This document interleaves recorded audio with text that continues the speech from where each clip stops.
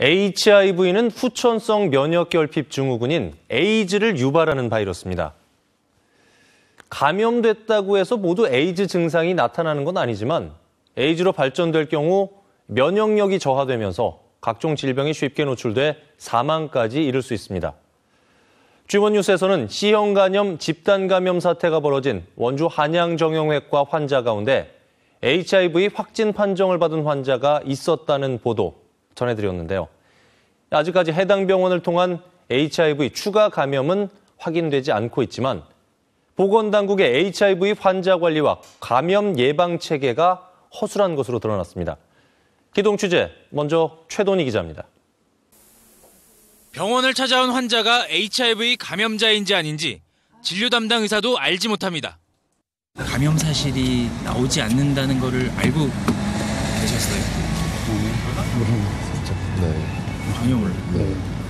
그 병원에서 뭐 어떤 병이 걸렸었던가 아니면 어떤 병이 걸릴 확률이 있었다든가 그런 데이터베이스 같은 걸 구축을 해야 된다고 생각은 해요.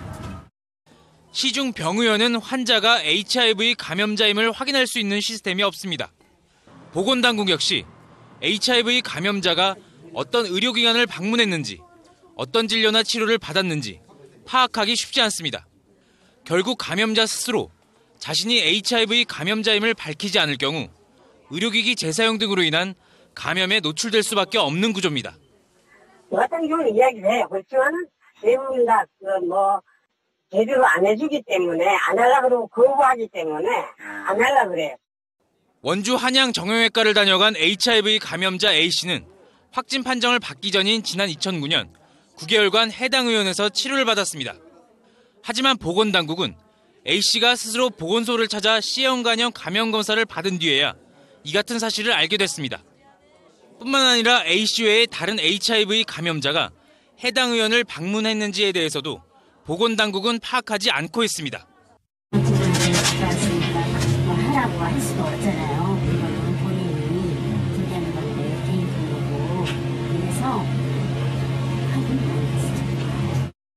HIV 감염 확진 판정이 나더라도 인적 사항부터 진료 기록 등에 대한 정보를 보건당국에 일일이 보고할 의무가 없습니다.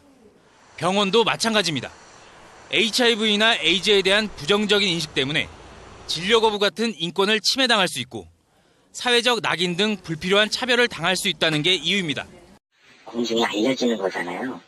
이 조회 권한인 사람이 모두 다 개인정보 보호법 때문에 누구누구한테만 공개가 된다 그러지만 사실은 업무 직원들은 다 볼 수 있는 거니까.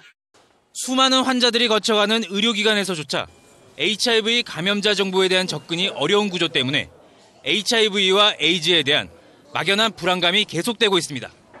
G1 뉴스 최돈희입니다.